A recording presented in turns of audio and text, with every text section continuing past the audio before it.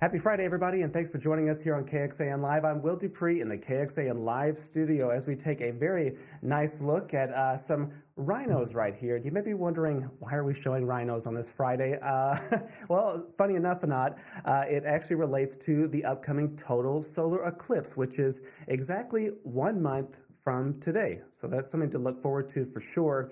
And we're going to be talking a little bit more about the rhinery and its work coming up in just a few moments with Eric Henriksen, who is joining us here in the studio. Eric, thank you so much for being here for yet again.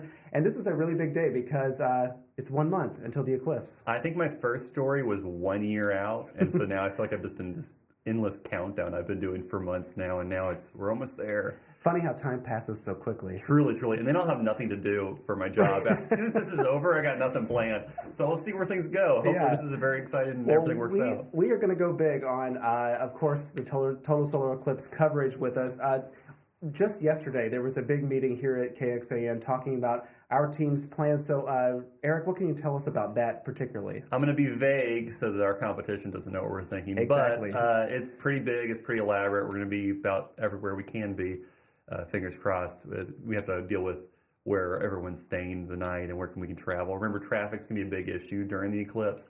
And so we, too, have to face that upcoming issue. So we're trying to plan around that. And hopefully we get everybody where we can get them. I have some really cool stuff downtown Austin and far out in the hill country. I have a really cool spot picked out for myself. I definitely was like, yeah, I'm taking that one. I think I've earned it at this point. Yeah, absolutely. So I get to pick it, and I'm really excited about what all we're doing, where all we're going, and it's gonna be really, really cool. And I'm just very, very happy. This is a new animation, by the way. This is from NASA. I just got this yesterday. They got us brand new stuff, so that shows that great path, and we got some cool stuff that they're providing over the next few weeks. That's going to help. We were showing that because, I mean, this is going to go right over Central Texas. You can see right there, it passes over Mexico. And I know a lot of eclipse chasers are actually going to Mexico to some resorts. And then it hits Eagle Pass and strikes right over Central Texas, hits Kerrville, hits Fredericksburg, hits Austin. We're going to have over a minute of the total eclipse here in Austin and Round Rock. Georgetown's going to get some really good timing. I was looking at their timing yesterday.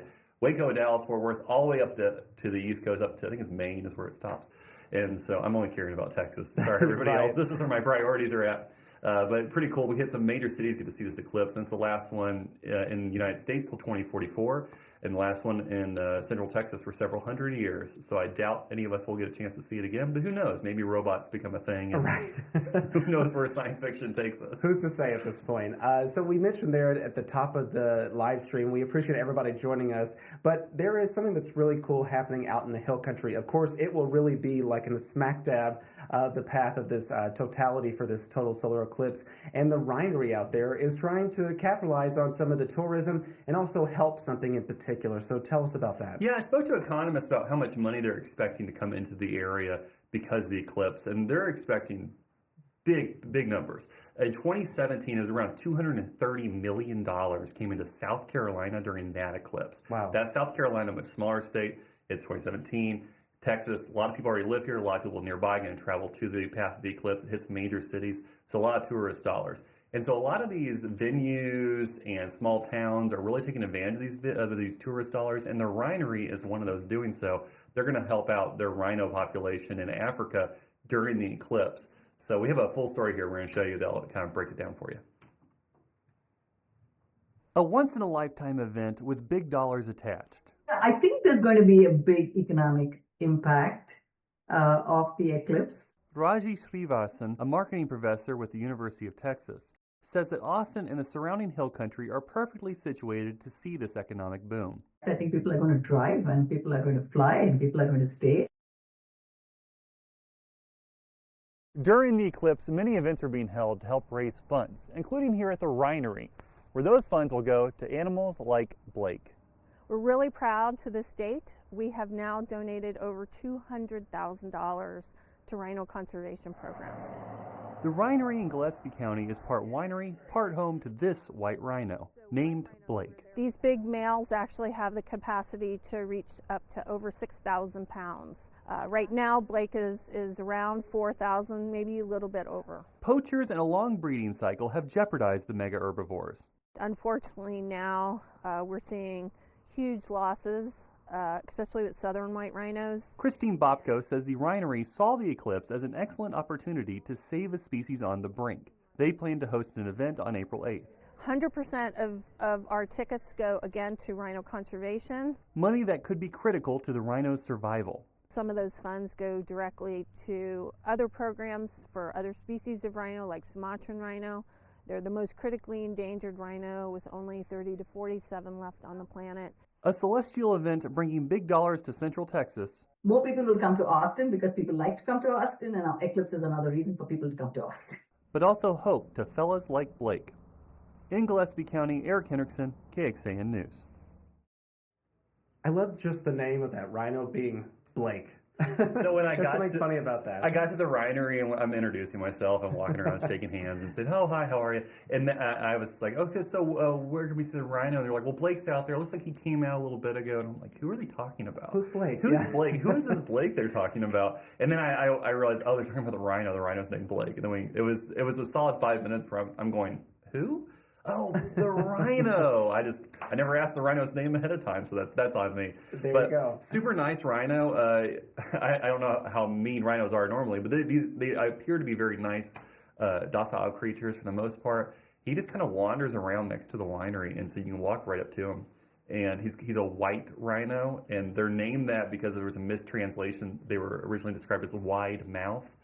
And when the Dutch came to Africa, they mistranslated it and became white rhinos. So there are white rhinos and black rhinos, and both of them are endangered. And they have donated the Rhinery has donated over $200,000 already to rhino conservation, just from people buying their wine and taking those proceeds and passing them on. The Rhinery was founded with rhino conservation in mind. So it's people who loved rhinos, and they're like, hey, let's do this thing and really help out the species that's on the brink of extinction. And that is just outside Fredericksburg. Just outside Fredericksburg. It sneaks up on you, too. It's just kind of like right there. You see a giant statue of a rhino, the sign, and just drive in and take a look. It's pretty cool. They're not the only one doing events like this. I've talked to people in Junction who are raising funds for scholarships for their students. I've talked to people near Kerrville in the town of Ingram. They're using the money that's coming into the area to help repair roads. So a lot of these towns are using this money for good reasons, for good causes, and this is just another good cause that we get to highlight.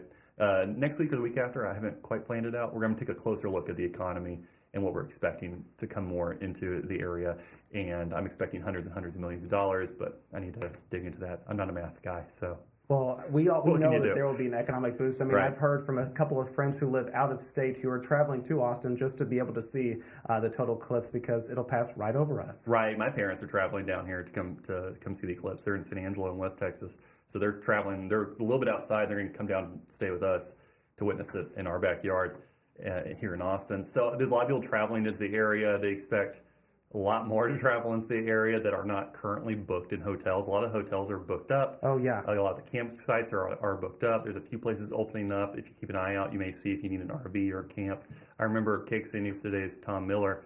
He was looking for a campsite at a state park, and he couldn't find one because it's just everything's booked up. And it's been booked up for months in some areas. Fredericksburg has been booked up for months, their hotels. So, but we're still getting information. People were messaging us saying, hey, we got a couple rooms at our hotel. And when those come available, we'll let you know. But generally, if you are going to stay somewhere or you know someone's going to stay, they need to look pretty quickly and find places. Airbnb is expecting this to be one of their biggest time periods in the state ever. Yeah, no doubt. And we are anticipating that to happen on April 8th. Again, that is 1 month from today. Almost hard to believe that time is going by this quickly. Remind everybody about what the timing is of that on April 8th, just to keep it in their mind as they're thinking about all this coming up ahead. Okay, so the eclipse will start at 12:15. This is going to be like this, where the moon's going to partially get in front of the sun. It's going to peak between 1:30 and 1:50, depending on where you live in the viewing area. I think Austin's 1:47-ish, I think is what I have right here. 1:36, sorry, 1:36 here in Austin, that we're going to get the peak. So it varies a little bit based on where you're at, but between 1:30 and 2, you'll see the peak. And that's when the sun will be fully blocked by the moon. You'll be able to take your eclipse glasses off at this point and look around, depending on how much time you will have in your area. Fredericksburg gets over 4 minutes of this total eclipse, which is crazy. I think the longest you can get is up to 7 minutes, but not during this eclipse. This one, the max is like 4:40 or something. So you get 4 minutes of this eclipse where you can take your glasses off, look directly at it. The birds will stop chirping. The wind's going to get cool and kind of push down. We're looking into more information on that. So really cool stuff's going to happen during that little time. And then it's going to be over. And then over the next 40 minutes or so, the sun and moon kind of part. The moon's going to pass in front of the sun again, and you'll see sunlight. You have to wear your eclipse glasses at this point if you want to look up at it again. And then you need to be aware of traffic. That's the big thing. I've been told repeatedly, what happens during an eclipse is everyone rushes to a spot, they park, they look at the eclipse, and they try to rush home, but everybody's doing that at the same time. Right. The big recommendation is go find a restaurant and sit down and get a meal and wait a few hours, especially because this hits right when school's letting out, and also right before rush hour. So you're going to have kind of a double issue there. So I would just say go find someplace and park it for a little bit. Enjoy the rest of the afternoon, too. Enjoy the rest of the afternoon. Hopefully it's going to be a beautiful afternoon. April traditionally is one of the better times for sunny days, light clouds. Hopefully, fingers crossed, no weather. Exactly. We are all doing whatever we want, whatever we can to try to will it into existence, some nice weather on that April 8th. Let's pray for no rain. This is the only time I'll ever ask anyone to do that. I know. But this is the time. All right. Well, Eric Henriksen, you've been tracking everything related to the eclipse, and there is still more to come, especially as we are now just a month away from it. There you go. Can't wait.